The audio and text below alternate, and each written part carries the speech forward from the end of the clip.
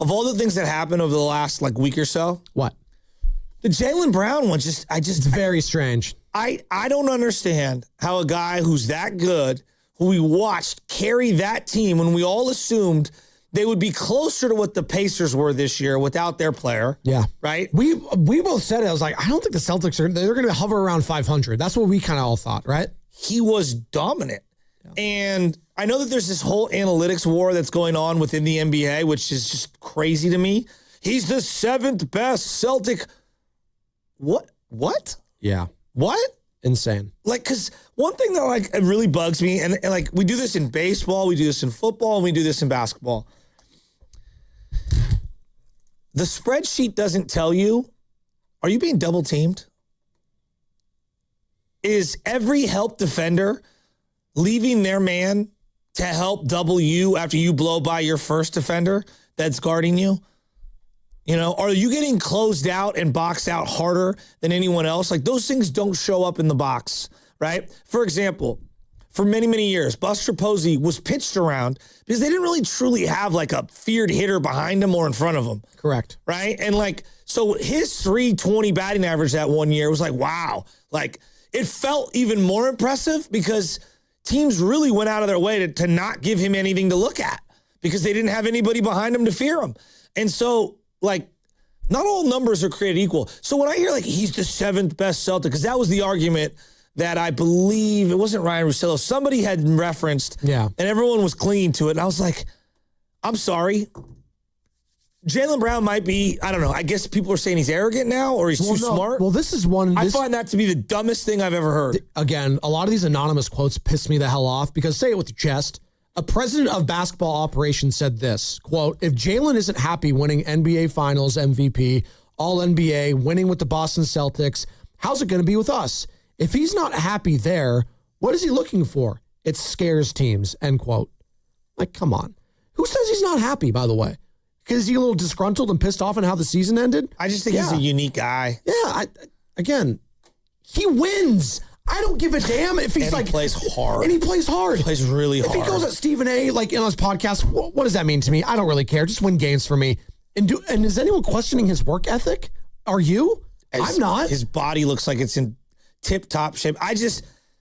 For the life of me, I don't understand. So there's the Jaylen Brown aspect. Then there's the Paul George aspect. I think that's also what's driving everyone nuts because everyone is under the understanding that Paul George is just washed. He's not, though. He can still play. He was good in the playoffs. But that's what everyone feels. No. But it's not so much can he still play? It's how many different teams have swung crazy trades for him, and it just never really works out to the dream that you have on trade day. I don't get it. I don't get it. The last 2 seasons combined, he's played in 78 games.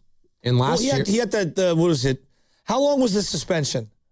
Oh, for the roids, right? Yeah, how long was that? It's a good question. We can get on that. But again, why did he have to take performance-enhancing drugs? He's come back from injury. Yeah. Because he's been hurt. He couldn't stay healthy. The knee has been a constant problem for this guy ever since his Clippers career began, which was back in 2019, 2020? It was an exact 25 games of suspension. Okay. Yeah. But, okay, and then there's the whole Tatum angle to it, which is you guys are going to pick Tatum over Jaylen Brown? Coming off an Achilles injury? And a calf injury, which ended his playoffs. Yeah. So I look at that trade, and I'm just wow. And then I look at the Warriors, and I'm who are we to be critiquing either of those teams? Well, that's what I'm saying. And I understand Warriors fans. So I feel like a knucklehead, I guess. And I understand Warriors fans being frustrated that they weren't at least part of the conversations for him. I found it very odd, though, real quick, Joe. I think that they were... Eastern Conference? No, but Joe, not trying to trade him out west? I think this is how I view the job. Maybe I'm wrong, and you could say, Joe, that's not how it works. I don't think it goes like this. Ring. Hey, is this Brad Stevens? Hey, Brad. Hey, it's Mike Dunleavy. What up, B? I'm really interested in Jaylen Brown. Yeah. Great. There's no one on your team that we like. Click. I don't think Brad does business that way, personally. I think he says, okay, what's your offer? I don't think business is done that way. I think business is, hey, the league knows Jaylen Brown is available, right? Because we knew that for months. Yeah, but if Mike Dunleavy says, oh, you're going to hang up? What if I have 4 first-round picks? You think he's hanging up? Please. No, but I think it's more like this. Like, the league knows, everyone knows, because people talk through back channels, hey, Jaylen Brown could be had. All right. Well, what are the rumors? Well, the rumors are it could cost you X amount of picks, and these are the players that he likes. Yeah, but Joe, we're learning right now the amount of teams that were out on this guy straight up was way more than we all initially thought. Well, that might feels like half the league is out on this guy, or more than like 2/3. And I would say that half the league is pretty stupid.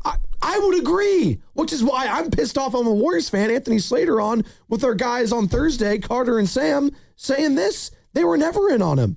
I never heard that they were in the mix on Jaylen Brown. I don't really believe they even kicked the tires much. Obviously, I don't know every phone call that Mike Dunleavy has made, but at no point during the Jaylen Brown process did it feel like they were in it at all. And I would say to you, Joe, you know why? Because they got word. This is my interpretation. There's no one on the team that the Celtics want, right? So right now, if you were just listing the assets on the Warriors, Steph 1, right? Right? Sure. What's 2? Future picks or Yaxel? Right now, it's probably Yaxel. Okay. So a guy who hasn't played an NBA game, just I want to make sure we're clear here. Hold on. Pods has to have more value right now. Pods? As a player, yeah. Okay. Yeah. No, that's so no, now, but like I have to like Pods. So the second most valuable thing you have in your entire organization that are not is a backup point guard potentially.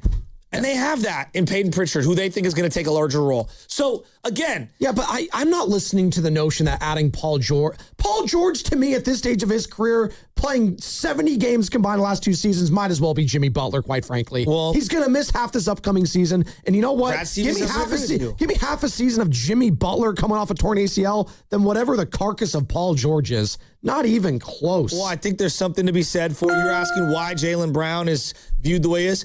I mean, guys, look around this league. You think Jimmy is Mr. like team-oriented, friendly guy? Who is Paul George to the Boston Celtics? No, I'm not making the case for him. I'm saying that, like, on the receiving end, to make a deal, you have to know that the other side wants something you have. And I think that they knew right away, the Warriors, that's why this whole kick the tires, they knew. The Celtics were like, there's nothing you have we want. You could give us 7 first-round, even though you can't buy CBA rules. There can be 7 first-round picks. We need someone to play alongside Tatum right now, and you don't have that guy. I think this is as simple as there weren't other teams willing to give up 2 first-round picks for him. That legitimately. I think you have to have a player, though, Or were they trying to do right? Again, this sounds crazy, because why do you trade Jaylen? Like, and I don't know if Jaylen Brown has talked about this. What's I just got to interrupt this conversation really quick for some free agency news. Another potential Warriors target off the board from Shams. Free agent Rui Hachimura has agreed to a 2-year, $28 million deal to sign with the L.A. Clippers. Wow, he's going to the Clippers. Rui to the Clippers, 2 years, $28 million. 14 a year. That tells me the Lakers. Loading up for LeBron. What's up? Loading up for LeBron. I heard Steiny say that last week, too. He's like, I think the Clippers can't be counted out. There is no chance in hell LeBron James is going to be a Clipper. Lock it in right now. I will buy all of you burritos. You don't even have to get in on the bet. He is not staying in LA to be a Clipper. So I want to make sure. You really don't think that Lacob and Dunleavy, who have been playing the name game on every superstar in the league for the last however many years, you really don't think that they have an idea that the Celtics wanted no part of anyone that they were going to trade? I actually think, again, I don't know this to be true. If Jaylen Brown has spoken after this fact, if you guys can tell me I'm wrong, maybe Jaylen and Brad Stevens had conversation if he knew he was part of these trades. And he said, I don't want to go to Golden State. So then why could you? If that's even a possibility, how could you even be mad at Dunleavy? Again, Joe, we're talking this out on air right now. I know. So maybe he wanted to say, and they said, hey, I'm going to do right by you. We'll send you to Philly. You know what? You stay in the East. You get to play with all these guys, and you're going to be on a contender. Maybe he signed off on that. I'm saying if I'm Mike Dunleavy potentially, and I'm saying, you know what, Brad? Hey, I get that he wants to play potentially over in the East and he doesn't look at us as a contender. What if I give it 3 first-round picks? Does that sweeten the pot at all? You have to have a player that can play for them right now. The Celtics are in win. I don't think they give a damn about Paul George in Boston, Joe. I completely disagree with you on this. No. They are not looking at Paul George as anything but salary filler right now. He stinks. He sucks. He's not doing anything for them. Joe, Jimmy Butler will literally not play for you until February, and then you're going to have to extend him. Like, It's he's the going to want an same thing extension. as if Paul George was there. He's not going to play in any of the games for them next year, potentially. There's a reason why Paul George He can't stay healthy. Why teams keep. I don't have to agree with it, but teams value him a certain way. And Jimmy had no suitors last year at the deadline. Why? Because he was malcontent Jimmy. Paul George. And that was before an ACL injury. Paul George and Jimmy Butler might as well be the same guy as far as I'm concerned. Same age, basically. One's coming off an ACL, one's coming off a suspension where he was taking steroids because his knee can't stay healthy. They're the same guy to me. One's just going to be gone for half the season. The other one's probably still going to miss half the season because he can't play on back-to-backs anymore. You think the Celtics would rather have Jimmy Butler not play for them for 3 months than Paul George? I really think they just wanted to get rid of Jaylen Brown and Paul George just match salary. That's really quite that. That's it. That's it. I don't think they look at Paul George as some difference maker for them next year at all. I think that's where you and I disagree. No, I don't think he's a difference maker. I just think he's better than Jimmy. He's infinitely better right now than Jimmy. So you're not getting on the Warriors at all for whiffing out on Jaylen Brown? No, because I want you to lay out. That's fine. You don't have to feel that way. I think a lot of Warriors fans do feel that way, though. They're pulling their hair out. Let's do this exercise. They're pulling their hair out. Let's do this exercise.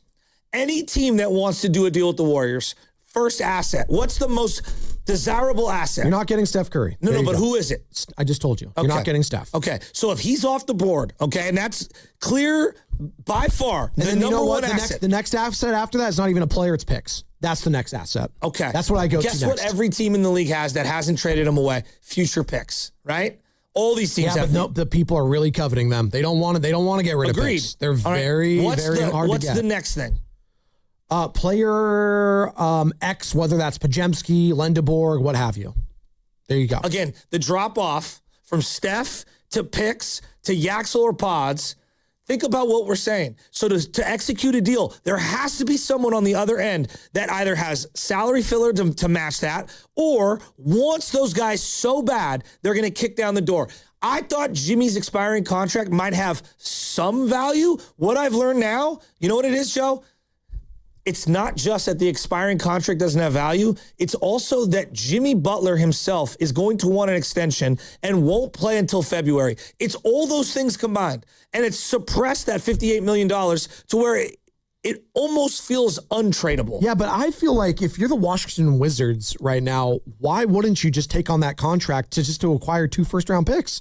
Like, it doesn't make sense to me from their perspective, right? They're not trying to win right now. They got Trae Young and they got Debanza. That's their duo that they're going to go forward through the next 3 or 4 years. The development of Debanza is what they care about this upcoming season. What is Anthony Davis to them and Jimmy Butler in that respect? They traded 2 firsts for Anthony last year. Get 2 first one, get 2 back. Yeah, right? Yeah, but then they want someone that can help them, and they don't want to bring in Jimmy because what's the same thing that's going to happen with Jimmy? Jimmy's going to come in, he's going to go, well, I want an extension. Yeah, but I don't think that, again, going back to this conversation we're having right now in regards to Jimmy Butler, trading picks, trying to get Anthony Davis to entice LeBron James, I don't think that they're in a position right now where they could be scoffing at a potential Jimmy Butler just for a salary dump because no one else is trading for him. Who else is, no, Joe, you're covering your face. Who the hell is trading for Anthony Davis right now other than the Warriors? No one. No, I agree. But literally no one is trading for Jimmy Butler unless you have so many over-the-top picks on a player and you have to add in other younger players to complement that trade.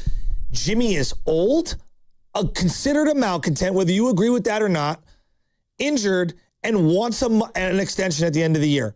So all of those things has made his market completely dried up. Yeah, but if you're the Wizards, why do I care about Jimmy Butler if I'm trading him and he's going to miss the entire season anyways? Because they want a player who can help them now. How is that hard to understand? I really don't think they do. They just want picks. I think the Wizards are trying to win now. I think everything they have done points to them wanting to win now. They trade for 2 All-Stars. Yeah, why would you extend Trae Young? I disagree. Because what do you mean? Because they want him to be a future piece and for the now. They want to pair him up with Debanza. Again and again. No, they're going to be a better team.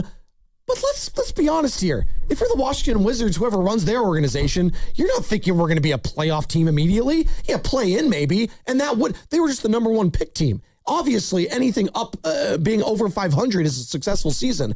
But let's not act like they're a playoff team all of a sudden. Let's chill on that. No, but they've been losing for many years in a row. And I think that now, to Carter's point, and kind of where I'm going, is like they want to take a step forward. And bringing in Jimmy Butler, whether you agree with it or not, to them is viewed as a step backwards because Jimmy will not be able to contribute for them for 3 or 4 months.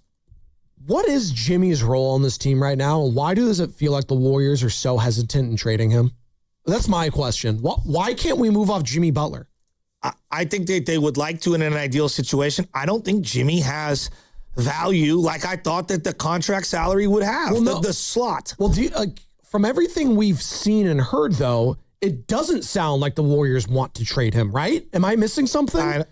I've got mixed messages. I think in the right deal, they will. Well, no? Why bring that up? Well, I don't know, because why was he there at the inauguration of their new jersey advertisement? I've been thinking about this. Am I blowing that out of proportion? No. Kevin Durant was at the Chase Center, construction opening, and none of the other guys weren't, and he was out the door that year. Okay. So who knows? Big nothing burger then? Who knows is what I would say. Who knows?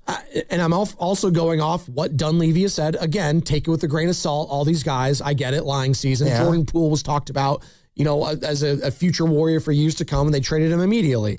So the same could be said for him saying they expect Jimmy to be a Warrior next year, and when he comes back, they're excited about what the team is. So maybe that is fan service and lip service, but they also could protect themselves, and Dunleavy could protect himself saying, yeah, we'll keep our options open. If there's a trade that comes to mind, maybe, anything could happen. I think I'm not ruling out anything. He could say that. Yeah, but you don't want to alienate Jimmy right now because what happened in Miami?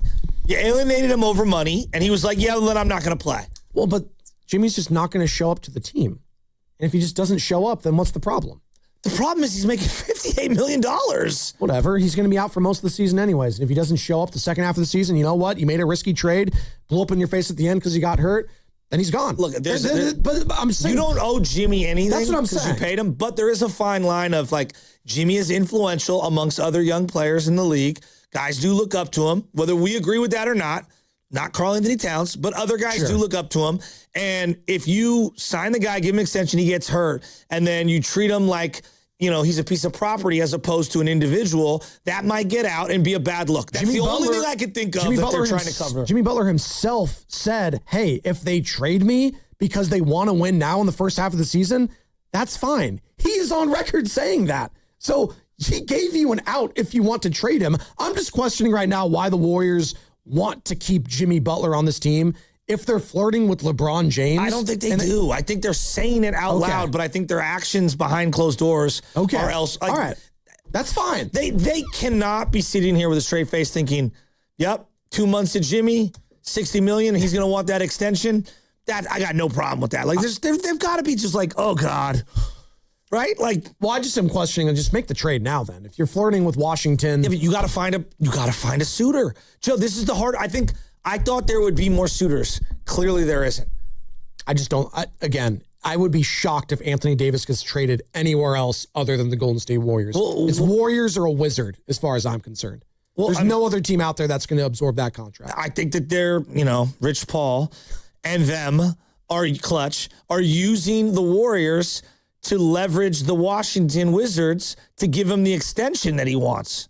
And Washington rightfully is play the year out. We'll extend you at the end of the year if you play well, which I think is the prudent move by them. Make sure you are signing up to become a Game Pass Pro member on 95.7 The Game's YouTube channel. Get access to private AMAs with hosts like Shasky, Steiny, Guru, Willard, Dibbs, myself. Go to YouTube, search 95.7 The Game, and sign up now to become the latest member of the Game Pass Pro. Last year, Jimmy was traded for Wiggins, a first, and other pieces. That was a healthy Jimmy who was disgruntled, who needed an extension. Yes. Now an injured Jimmy, disgruntled, probably, wanting an extension and not playing. If you're only getting one first for Jimmy Butler, Wiggins, when he's fully healthy, what is his value now? Well, I don't know. He's been a Boy Scout for the Golden State Warriors. So, and again, his career has showed you when he does come back or is healthy enough to come back, that's when he starts to become a malcontent for a new contract, potentially. But in Golden State, Joe, He's been a Boy Scout. He's been fine. He's been saying all the right things. He's been doing all the right things. There's been no drama in regards to Jimmy Butler. Do you think Pat Riley is good at his job? I think he's one of the greatest, player, coach, general managers of all time.